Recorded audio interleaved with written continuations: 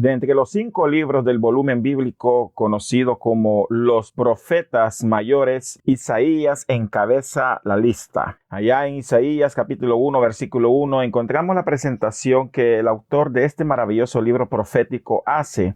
Dice, visión de Isaías, hijo de Amós. Por tanto, vamos a estudiar el contenido profético que Dios le reveló a Isaías, ya que como lo podemos leer en Isaías 1:1, dice que esta es la visión que Isaías recibió, una visión profética que tiene un gran contenido que puede edificar en gran manera nuestra vida, de tal manera que hoy tenemos la oportunidad de poderlo estudiar. Si recordamos, hemos comenzado una serie de estudios relacionados con los profetas mayores y ahora consideraremos con la ayuda del Espíritu Santo el libro de Isaías. Y en primer lugar podemos decir que el libro de Isaías fue escrito por el profeta que conocemos precisamente con ese nombre, Isaías. El nombre de Isaías se traduce del hebreo Yeshayahu, que significa Jehová salva. Y la presentación del libro, que ya lo leímos, está en Isaías capítulo 1, versículo 1, donde dice visión de Isaías, hijo de Amós, la cual vio acerca de Judá y Jerusalén en días de Usías, Jotam, Acaz y Ezequías, reyes de Judá. De acuerdo a este texto podemos ver que el profeta era hijo de un tal Amós y vio revelaciones proféticas referente a Judá y Jerusalén. Por tanto, el ministerio de Isaías se desarrolló en la nación de Judá, cuya capital llegó a ser Jerusalén, y fue en los días de los reyes Usías, Jotam, Acaz y Ezequías que este profeta desarrolló su ministerio. Ahora, en cuanto a la fecha en la cual fue escrito, algunos opinan que pudo ser entre los años 740 al 680 a.C.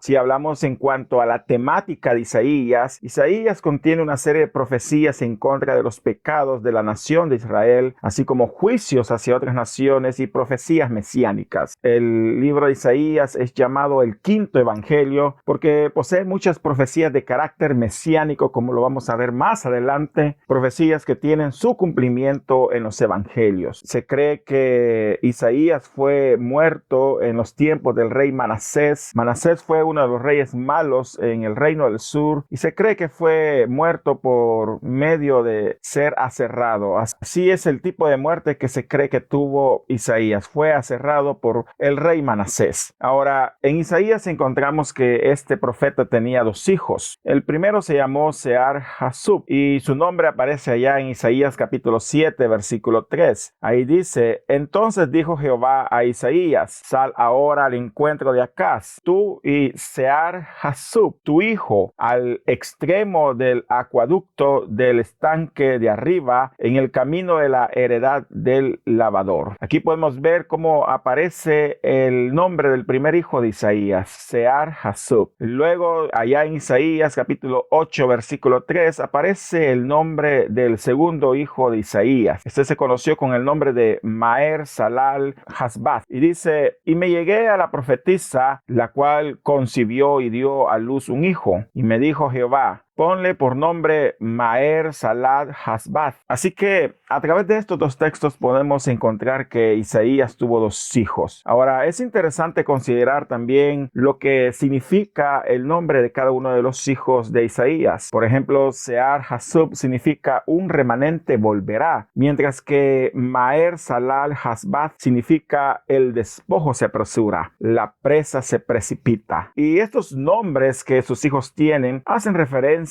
a acontecimientos proféticos que estaban relacionados con el mensaje que Isaías dio en su momento. Así que de esta manera podemos ver los datos generales acerca del libro de Isaías. Pero consideremos ahora la situación política en la cual estaba envuelta la nación de Israel. Para poder comprender de una mejor manera el ministerio de un profeta, es importante conocer la situación política que lo envolvía. Para este momento, 3 naciones se disputaban el control del Medio Oriente. Estas eran Egipto, Babilonia y Asiria. Y para este momento específico en el cual Isaías desarrolló su ministerio, Asiria había extendido todo su poder a través de todo el Medio Oriente. Los asirios fueron conocidos como terribles conquistadores que destruían sin impiedad todas las naciones que conquistaban. La capital de Asiria llegó a ser Nínive y está ubicada en la antigua región alta de Mesopotamia. En el mapa que mostramos pueden ver la extensión de territorio que llegaron a ganar con el tiempo a través de sus diferentes conquistas, y entre los principales reyes que lograron expandir su dominio tenemos a Tiglat-Pileser III. Este decide extender el dominio de Asiria entre los años 745 al 727 a.C.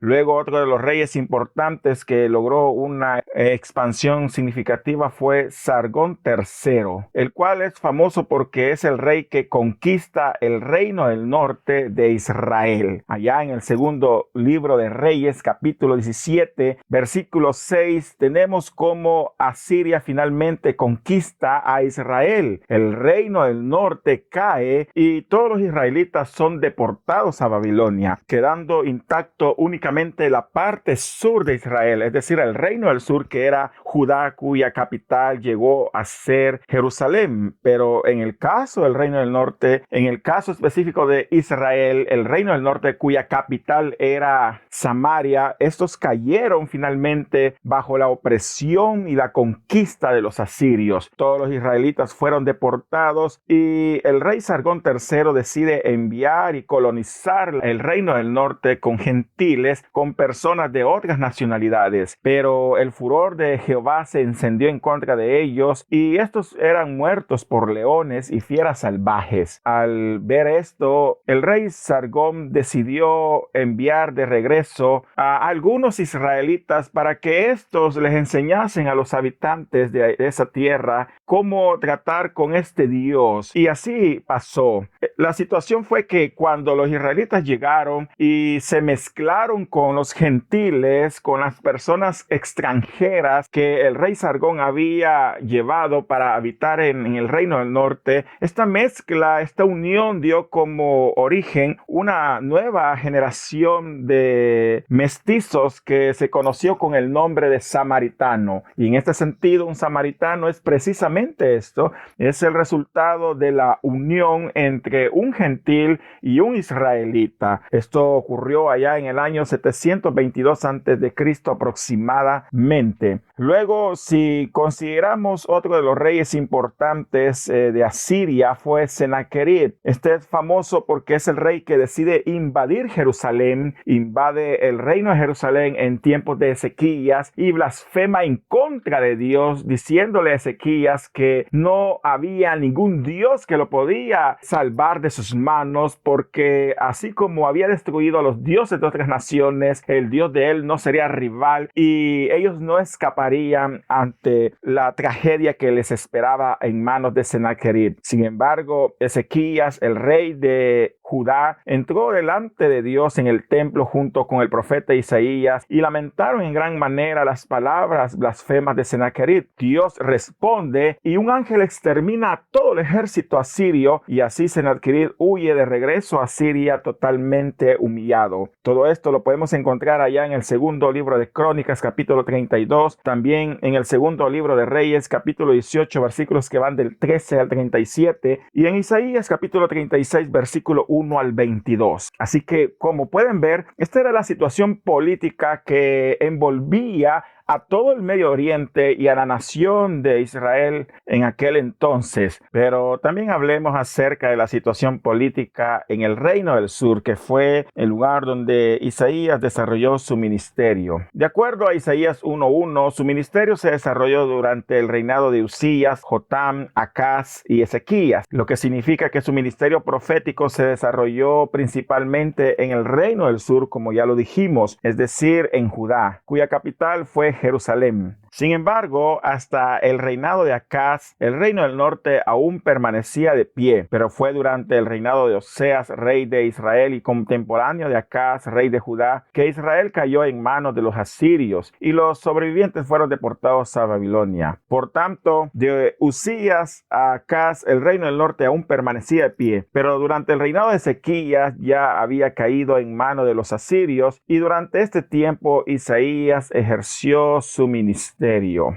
Ahora hablemos un poco del estilo literario del libro de Isaías. Y al estudiarlo, uno puede encontrar la belleza literaria que lo caracteriza. Si hablamos del estilo literario del libro de Isaías, es en sí profético. Este libro contiene profecías en contra de los judíos contemporáneos a Isaías, y son profecías que van en contra de la inmoralidad e idolatría de la nación. También posee profecías dirigidas a los judíos del cautiverio en Babilonia, así como profecías dirigidas a los judíos que regresarían del cautiverio. También el libro de Isaías se caracteriza por tener un buen contenido de profecías mesiánicas, es decir, profecías que hablan acerca de la venida de nuestro Señor Jesucristo. Luego también podemos encontrar en este libro profético visiones, especialmente la que habla acerca del llamamiento de Isaías, que aparece en el capítulo 6. Además de esto, podemos ver que el libro de Isaías hace uso de paralelismos. Un paralelismo es un rasgo literario muy común en la poesía hebrea del Antiguo Testamento. Este es llamado, como ya lo dije, paralelismo, y en este las palabras de dos o más líneas del texto están directamente relacionados de alguna manera. Veamos algunos ejemplos de paralelismos. En Isaías capítulo 1 y versículo 3 dice: el buey conoce a su dueño y el asno el pesebre de su señor. Aquí encontramos el primer paralelismo, y en sus pantallas pueden verlo mejor, ya que está dividido por colores para que podamos ver perfectamente dónde están los paralelismos en este caso. Aquí tenemos un paralelismo sinónimo porque vemos que la primera frase tiene el mismo significado que la segunda que la precede. El buey conoce a su dueño. Esa es una frase, una afirmación, pero a continuación el siguiente párrafo presenta la misma idea, pero con palabras diferentes. Dice: y el asno el pesebre de su señor. Ahí hay un paralelismo sinónimo. Pero el versículo 3 sigue y dice: Israel no entiende, mi pueblo no tiene conocimiento. Ahí está el segundo paralelismo en este versículo 3 del capítulo 1. Israel no tiene entendimiento, o Israel no entiende, mi pueblo no tiene conocimiento. Son dos frases dichas de diferente forma, pero que tienen el mismo significado. Veamos otro ejemplo más en Isaías capítulo 1 versículo 18. Aquí hay otro paralelismo. Veamos, dice: venid luego, dice Jehová, y estemos a cuenta. Y aquí viene la primera frase: si vuestros pecados fueren como la grana, como la nieve serán emblanquecidos. Ahí tenemos la primera frase que nos lanza un concepto. Pero luego viene la segunda frase que lo dice con otras palabras, pero su significado es sinónimo a la primera frase que ya se presentó. Dice: si fueran rojos como el carmesí, vendrán a ser como blanca lana. Así que, como pueden ver aquí en el libro de Isaías, podemos encontrar paralelismos que, como ya lo dije, es parte del estilo literario de la poesía hebrea, y en Isaías podemos encontrar paralelismos. También el libro de Isaías se caracteriza por tener parábolas, y quizás la más conocida es la de Isaías capítulo 5 versículo 1 al 2, que es la famosa parábola de la viña. Allá dice en Isaías capítulo 5 versículo 1 al 2: ahora cantaré por mi amado el cantar de mi amado a su viña. Tenía mi amado una viña en una ladera fértil. La había cercado y despedregado y plantado de vides escogidas. Había edificado en medio de ella una torre y hecho también en ella un lagar, y esperaba que diese uvas, y dio uvas silvestres. Esta parábola es muy famosa porque nos compara el amor de Dios hacia su pueblo Israel, y cómo Dios los había liberado de la esclavitud y los había introducido en una tierra que fluía leche y miel. En este sentido, lo mismo hizo el hombre de esta parábola, porque él fue y trabajó en su viña, la despedregó, trabajó para que la tierra fuera fértil, hizo laderas para sembrar la semilla y así plantar las famosas vides, y esperaba que le diese uvas, pero al final le dieron uvas silvestres. Después de tanto trabajo, después de construir un cerco alrededor de ella para proteger a la vid, después de edificar una torre en medio de la vid y un lagar que era el lugar donde se tiraban las uvas y se exprimían con los pies para obtener el preciado jugo de la uva, pero al final, en lugar de encontrar un fruto agradable, en lugar de que la vid le diese uvas deliciosas, le dio uvas silvestres, es decir, uvas amargas. De igual manera, Israel había hecho con Dios. Dios había hecho mucho por ellos. Él los había rescatado de la esclavitud en Egipto y los había introducido en una tierra maravillosa, pero ellos, en lugar de darle un fruto agradable, ellos se volvieron en contra de él a través de practicar diferentes pecados e ido en pos de dioses ajenos. Así que por medio de esta parábola, el Señor nos muestra cómo Israel le había dado la espalda a Dios y en lugar de dar un fruto agradable, ellos le dieron totalmente la espalda al Señor. Así que aquí tenemos un ejemplo de parábola, pero también Isaías tiene cantos ceremoniales. Allá en Isaías capítulo 50, versículo del 4 al 5, podemos encontrar al menos uno de estos. Dice: Jehová el Señor me dio lengua de sabios para saber hablar las palabras alcanzado. Despertará mañana tras mañana, despertará mi oído para que oiga como los sabios. Jehová el Señor me abrió el oído y no fui rebelde ni me volví atrás.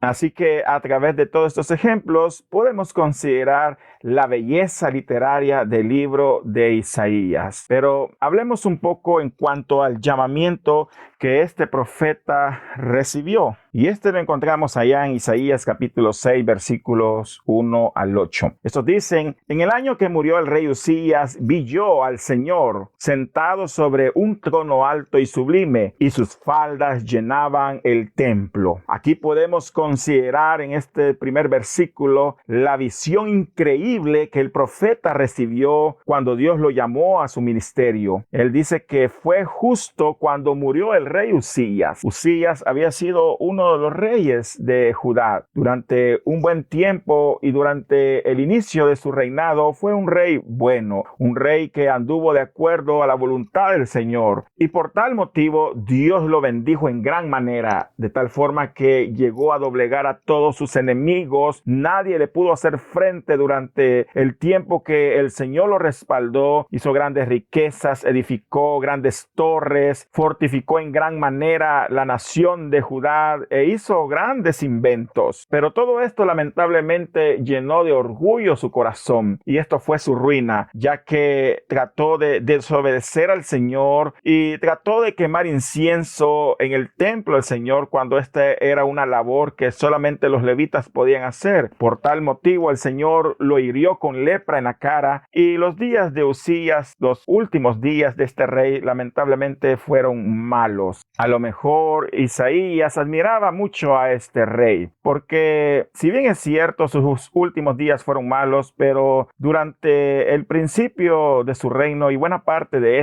fue un hombre que Dios usó en gran manera, un hombre que inspiró a seguir a Dios, pero que lamentablemente cometió un error, y esto lo llevó a su ruina. Quizás a lo mejor Isaías estaba triste porque este rey había muerto, y fue justo en este momento donde él recibe la visión de Dios. Y si bien es cierto, este hombre que había hecho la voluntad de Dios al principio, pero que había fallado, había muerto, la situación no estaba terminada para la nación de Judá, porque Dios levantaría un nuevo hombre que sería el que llevaría su palabra, y este hombre era Isaías. Y es ahí cuando Isaías ve, justo cuando murió el rey Uzías, al Señor Dios Todopoderoso sentado sobre su trono alto y sublime, y sus faldas llenaban todo el templo. Y continúa el texto diciendo que por encima de él habían serafines, cada uno tenía 6 alas, y con 2 cubrían sus rostros, con 2 cubrían sus pies, y con 2 volaban. y el uno al otro daba voces diciendo: Santo, Santo, Santo, Jehová de los ejércitos, toda la tierra está llena de su gloria. Aquí vemos cómo, aparte de ver al Señor en su gloria sentado en su trono, también Isaías ve a estos seres angelicales que son serafines. La palabra serafín significa ardiente en el hebreo original, y son seres angelicales que están delante de la presencia de Dios. Estos tienen 6 alas, de acuerdo al texto. Tienen 2 alas arriba con las cuales cubren sus rostros, 2 alas abajo con las cuales cubren sus pies, y con las alas de en medio ellos vuelan y están constantemente alabando y glorificando el nombre de Dios y diciendo: Santo, Santo, Santo, Jehová de los ejércitos, toda la tierra está llena de su gloria. Tanto era la gloria que Isaías veía, que continúa describiendo lo impactante que esta fue en los versículos siguientes, los cuales dicen de la siguiente manera: y los quinciales de las puertas se estremecieron con la voz del que clamaba, y la casa se llenó de humo. Entonces dije: ay de mí, que soy muerto, porque siendo hombre inmundo de labios, que habito en medio del pueblo que tiene labios inmundos, han visto mis ojos al Rey, Jehová de los ejércitos. Aquí vemos la increíble declaración del profeta, porque definitivamente la gloria que veía del Señor Dios Todopoderoso era increíble, y él era solo un hombre pecador, como todos nosotros lo somos, y nadie puede permanecer de pie ante semejante gloria, ante semejante santidad. Por eso él, quebrantado, dice: ay de mí, que soy muerto, porque siendo hombre inmundo de labios y habitando en medio del pueblo que tiene labios inmundos, han visto mis ojos al Rey, Jehová de los ejércitos. Isaías se consideraba un hombre pecador, y ciertamente lo era, como todos nosotros. Él no se consideraba digno de ver al Señor en toda su gloria, pero como el Señor quería usarlo, el Señor iba a quitar esa culpa, iba a quitar ese pecado. Y dice el texto de Isaías en el capítulo 6 que estamos leyendo: y voló hacia mí uno de los serafines, teniendo en su mano un carbón encendido, tomado del altar con unas tenazas, y tocando con él sobre mi boca, dijo: he aquí que toco tus labios, y es quitada tu culpa, y limpio tu pecado. Así que podemos ver cómo el Señor limpió a su profeta. Este se quebrantó delante de Jehová y sabía que por causa de sus pecados estaba lejos de él, pero el Señor, que es grande en misericordia, quitó su culpa, purificándolo en este momento. Qué bueno es saber que también nosotros, por medio de nuestro Señor Jesucristo, podemos ser limpios de todos nuestros pecados, porque la sangre de Cristo nos limpia de toda maldad. Por eso es importante que cuando nos presentemos delante de él, seamos hallados no en nuestra propia justicia, sino en la justicia que es en Cristo Jesús, porque Cristo Jesús nos ha vestido con ropas blancas, vestiduras blancas, que no provienen de nosotros mismos, que no son resultados de nuestras propias buenas obras, porque nuestras obras son inmundas delante de Dios, pero gloria sea al Señor, que envió a su Hijo Jesucristo para que ahora, por medio de él, podamos ser salvos de la condenación eterna y podamos ser limpios de todo nuestro pecado, para que luego el Señor, con su gran poder, con el poder del Espíritu Santo, pueda dirigirnos y pueda usarnos en esta vida de gran manera. Todo para gloria y honra de su nombre. Después que hizo esto, viene el Señor y pregunta, y oiga bien lo que dice el texto de Isaías ya en el versículo 8. Dice: después oí la voz del Señor que decía: ¿a quién enviaré y quién irá por nosotros? Es interesante considerar esta pregunta que Dios hace al profeta. Él habla y está hablando con los miembros de la Trinidad, porque veamos que al principio de la pregunta hace una pregunta en singular, pero luego hace una pregunta en plural, como si fueran muchas las personas con las cuales está hablando. Y era cierto, había más de 2 personas, ahí estaba la Trinidad divina. Aquí no se le está hablando a ningún ángel, Dios no está hablando con ángeles o cualquier otro ser. Dios está hablando con las personas que conforman conforman la Trinidad divina, que es el Padre, el Hijo y el Espíritu Santo. Así que es interesante ver también cómo desde el Antiguo Testamento Dios arrojaba la idea de la pluralidad en la divinidad. Tres personas, hoy sabemos en el Nuevo Testamento, gracias al Nuevo Testamento, que tres personas conforman la Trinidad divina. Tres personas diferentes, pero un mismo Dios. Y él dice: ¿a quién enviaré? ¿Y quién irá por nosotros? Entonces respondí yo, dijo Isaías: heme aquí, envíame a mí.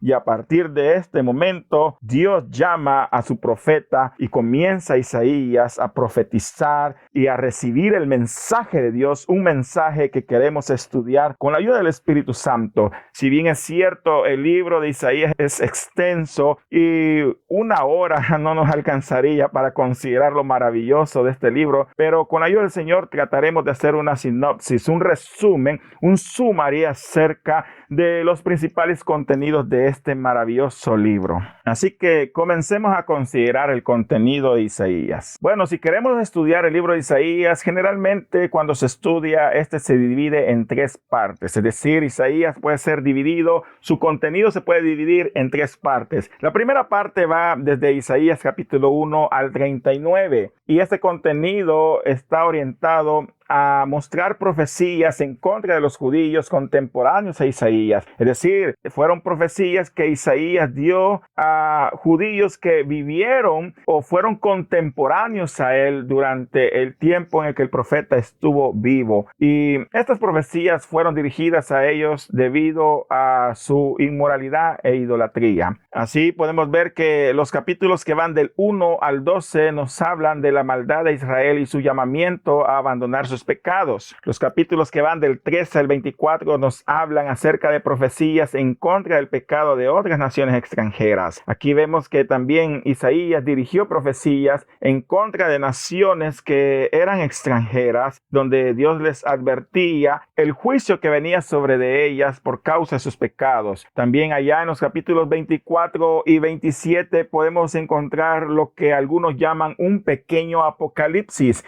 Y es así porque presenta profecías que hablan del juicio final de las naciones de todo el mundo. Es increíble esta sección de Isaías. Y también se nos habla de la victoria final sobre la muerte, el regreso y restauración de Israel. De todo esto se habla aquí. También tenemos profecías en contra de Israel y Judá, es decir, profecías que van dirigidas tanto al reino del norte como al reino del sur. Y los juicios que vienen sobre ellos también habla de lo inútil que es confiar en Egipto, porque muchas veces Israel confió en Egipto como un aliado estratégico, pero Dios estaba en contra de eso. Y también se nos habla acerca del futuro reino mesiánico. Todo esto lo encontramos en los capítulos 28 al 33. Allá en Isaías capítulo 34, versículo 35, encontramos profecías escatológicas del juicio final sobre las naciones y la gloria venidera de Sión y sus redimidos. De alguna manera, son profecías que miran hacia el futuro. También tenemos en los capítulos 36 al 39 del libro de Isaías, tenemos la derrota de Sennacherib, la derrota del imperio asirio, la enfermedad de Ezequías y los embajadores de Babilonia. Todo esto se encuentra relatado en estos capítulos del libro de Isaías. Así que esta es la primera parte del libro de Isaías que uno puede estudiar. Como pueden ver, van del capítulo 1 al 39 y son profecías que fueron dirigidas a sus contemporáneos, es decir, profecías que iban dirigidas y que tenían una aplicación directa hacia los judíos que vivieron durante el tiempo que él vivió. Ahora, esto no significa que esta parte de la escritura no tenga una aplicación directa a nuestras vidas. Definitivamente toda la palabra de Dios es inspirada por él y útil para todo buen propósito. Así que definitivamente lo que queremos resaltar aquí es que esta parte de las profecías concuerdan o encajan perfectamente con la situación que los contemporáneos de Isaías vivieron. Lo interesante interesante de este libro es que a partir de la segunda y tercera parte de Isaías son profecías que fueron dirigidas no a los judíos contemporáneos de él, sino a judíos que aún no habían nacido y que faltaban muchos años para que estos viviesen. De tal manera que este mensaje profético fue un mensaje que miraba mucho hacia el futuro. Así que hablemos de la segunda parte del libro de Isaías. Este se encuentra entre los capítulos 40 y 55 de dicho libro. Y son profecías dirigidas a los judíos del cautiverio. Así que definitivamente para esta época donde Isaías escribió estas palabras, el cautiverio babilónico se veía muy lejos. Todavía faltaba mucho tiempo para que esto se diese. Pero Isaías tuvo la bendición de parte de Dios de recibir estas revelaciones que, como les digo, miraban mucho hacia el futuro, porque estamos hablando del cautiverio babilónico y aún faltaban años, pero muchos años para que esto se cumpliese. ¿Y cómo es posible que un hombre como este pudiese escribir cosas que tenían un cumplimiento perfecto histórico en una parte de la historia que aún no se había dado y que faltaban muchos años para darse y que ni siquiera llegó Isaías con tantos años de vida a este momento, porque Isaías murió antes de todo esto? Bueno, la respuesta es porque el Espíritu Santo se lo reveló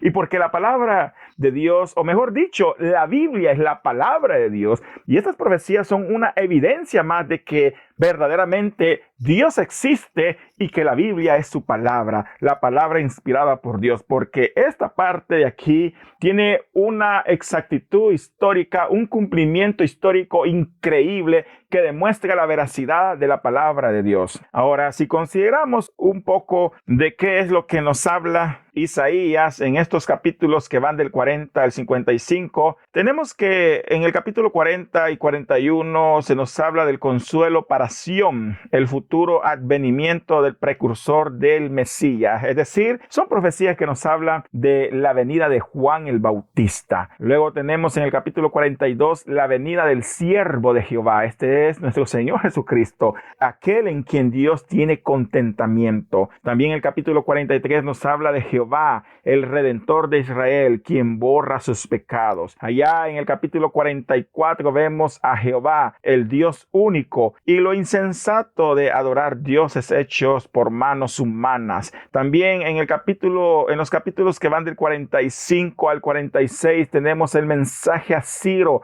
rey de Media y Persia, y la humillación de los ídolos de Babilonia. Qué increíble es esta parte, porque si nos damos cuenta, aquí el profeta Isaías hablaba de la caída de Babilonia. Para esta época, Babilonia ni siquiera era la reina de todo el Medio Oriente. Sí era una nación que comenzaba a levantarse, pero para este momento los asirios reinaban y gobernaban sobre todo el Medio Oriente. ¿Y quién iba a poder creer que Babilonia se levantaría y llegaría a ser la nación que dominaría todo el mundo, y que luego esta caería por manos de los medos y persas? Y aquí se nos habla de uno de los reyes, del rey de Media y Persa, que destruyó a Babilonia y logró consolidar el poder sobre todo el Medio Oriente, y que favoreció en gran manera a los judíos para que estos regresasen después de 70 años de cautiverio a su nación allá en Jerusalén. Y este es el mensaje a Ciro, el rey de Media y Persia. Qué increíble ver que aquí se nos da el nombre de Ciro muchos años antes de que esto realmente pasase. Así que es increíble ver cómo Dios inspiró a este hombre para que profetizase y diese incluso el nombre de este rey que realmente existió y que realmente favoreció a la nación judía. Luego en el capítulo 47 tenemos el juicio en contra de Babilonia. También los capítulos 48 al 51 nos hablan de cómo Dios reprende la infidelidad de Israel y les exhorta a ser su siervo fiel. Allá en el capítulo 52 encontramos promesas de librar a Israel del cautiverio y una introducción al siervo de Jehová sufriente, es decir, los padecimientos de nuestro Señor Jesucristo. En el capítulo 53 tenemos las profecías de los padecimientos del Mesías descritos de una manera muy exacta y podemos encontrar su cumplimiento exacto en los evangelios que hoy por hoy tenemos en nuestras Biblias. Y los capítulos que van del 54 al 55 nos hablan de el amor de Dios hacia su pueblo, su misericordia y llamado a buscarle mientras pueda ser hallado. Así que definitivamente esta segunda sección de Isaías es fascinante porque son profecías, como ya lo dije, dirigidas a judíos del cautiverio babilónico. Usted puede escuchar esto y suena verdaderamente increíble porque estamos diciendo que un hombre escribió acerca de acontecimientos que faltaban muchos años, pero muchos años antes de que estos se cumpliesen. Ni siquiera Judá había caído, faltaban años para que eso se diese. Ni siquiera se imaginaban que Babilonia llegaría a ser la nación que destruiría Jerusalén y que todos serían deportados y pasarían 70 años en el cautiverio. Pero Isaías habló a los judíos de esta época y qué increíble es considerar todo esto porque vemos como Dios es grande y poderoso. Para Dios no hay nada imposible y este cumplimiento histórico exacto demuestra la veracidad de las profecías y del poder de Dios al revelar a sus siervos lo que Él desea. Y bueno, pues hablemos de la tercera parte de Isaías que comprende los capítulos 56 al 66. Y si la segunda parte veía hacia el futuro, bueno, la tercera parte ve mucho más allá porque son profecías dirigidas a los judíos que regresarían del cautiverio. Es decir, después de la caída de Jerusalén pasaron 70 años y después de esos 70 años los judíos comenzaron a regresar a Israel. Y es a los judíos de esa época que va dirigidas estas palabras. Capítulo 56 nos hablan de las recompensas para los que guarden el pacto de Dios. El capítulo 57 nos habla de la condenación de la idolatría y la exaltación de el humilde de corazón. Capítulo 58 nos habla del verdadero ayuno y de guardar el sábado. Esto consiste en desatar las ligaduras de impiedad, soltar las cargas de opresión y dejar ir libre a los quebrantados y romper todo yugo. También en el capítulo 59 encontramos la confesión de pecado de Israel y dejar la impiedad. Allá en el capítulo 60 encontramos la futura gloria de Sión y un vistazo a la nueva Jerusalén. Y finalmente en el capítulo 61 termina hablándonos del ungido de Jehová, aquel sobre el cual estaba el Espíritu de Dios y había sido ungido para cumplir un propósito especial, para traer libertad a los cautivos, para traer el día grande del Señor y castigar a todos los impíos. De todo esto se nos habla aquí. Así que de esta manera podemos considerar las divisiones que podríamos hacer para estudiar este maravilloso libro, el libro de Isaías.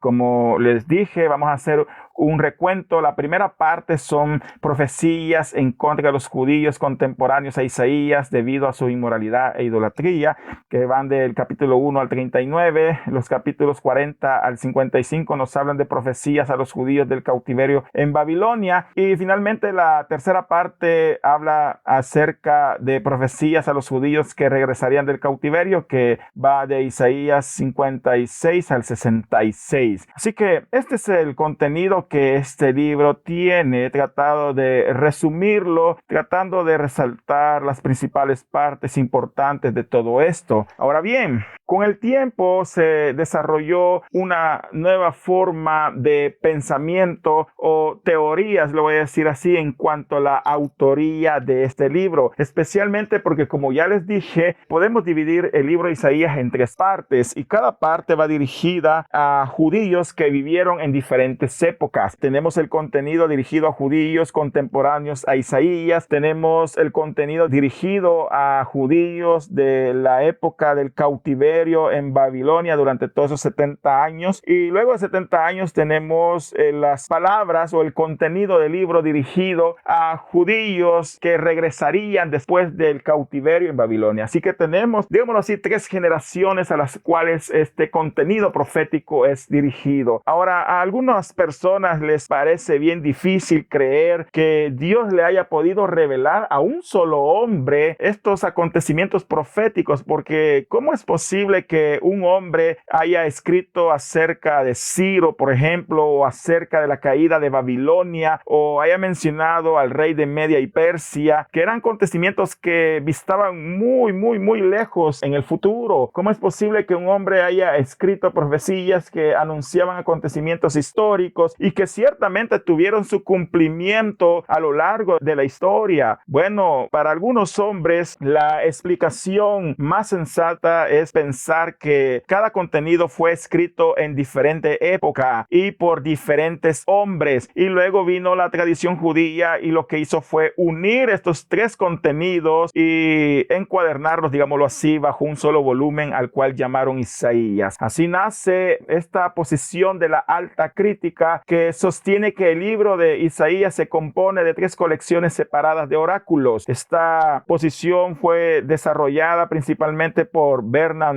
Dohm, un teólogo alemán suizo que vivió entre 1847 y 1928. Las personas que defienden esta posición dicen que Isaías fue escrito por al menos 3 Isaías, es decir, 3 personas diferentes que vivieron en épocas muy diferentes. Y en este sentido nos hablan de 3 Isaías. El primer Isaías se conoce como el proto Isaías, es decir, el Isaías original, que escribió los capítulos que van del 1 al 39 y que contienen las palabras del principal Isaías o el Isaías original. Lo llaman el proto Isaías. Luego tenemos que los capítulos 40 al 55 fueron escritos por otro hombre que llaman el Deutero Isaías, es decir, el segundo Isaías. Y se cree que este fue el trabajo de un autor anónimo del siglo 6 a.C., escrito durante el exilio en Babilonia. Y luego tenemos al tercer autor, que es el Trito Isaías o el tercer Isaías, que fue el que compuso los capítulos que van del 56 al 66, un hombre o un judío que vivió durante el tiempo en el que Judá o los judíos regresaron de su exilio en Babilonia. Así que en este sentido podemos ver la posición que dice que este libro fue escrito por 3 personas diferentes: el proto Isaías, el Deutero Isaías y el Trito Isaías, los cuales vivieron en épocas diferentes, y por vivir en épocas diferentes escribieron de lo que ellos vieron, de lo que a ellos les constó, y por eso este libro contiene estas 3 partes que tienen un cumplimiento histórico exacto. Así que esta es la opinión de algunos hombres. Sin embargo, nosotros creemos en la posición tradicional que dice que el libro de Isaías fue escrito por un solo hombre al cual se le revelaron grandes profecías que vieron hacia el futuro y que tuvieron un cumplimiento histórico porque fueron palabra de Dios, o mejor dicho, porque son palabra de Dios, porque Dios es poderoso para revelar, si a Él le place, cosas que están en el futuro, y no solo en este libro, sino que en muchos otros más, y que tienen un cumplimiento histórico extraordinario. Así que esta es la posición de la alta crítica, la cual se las comento para que ustedes sepan que también hay otra posición en cuanto a la autoría de este libro. Cada quien es libre de creer conforme el Espíritu Santo le dé su entendimiento, ya que hay muchos que abrazan esta posición de la alta crítica, e incluso teólogos muy de renombre en medio del pueblo evangélico, pero nosotros hemos creído que este libro fue revelado a un solo hombre por el poder de Dios, porque Dios es poderoso, ya que también creemos que esta teoría o esta hipótesis le quita el carácter sobrenatural y divino al libro, porque qué tan difícil es creer que Dios le haya podido revelar a un hombre en esta época acontecimientos que miraban muchos, pero muchos años hacia el futuro. Bueno,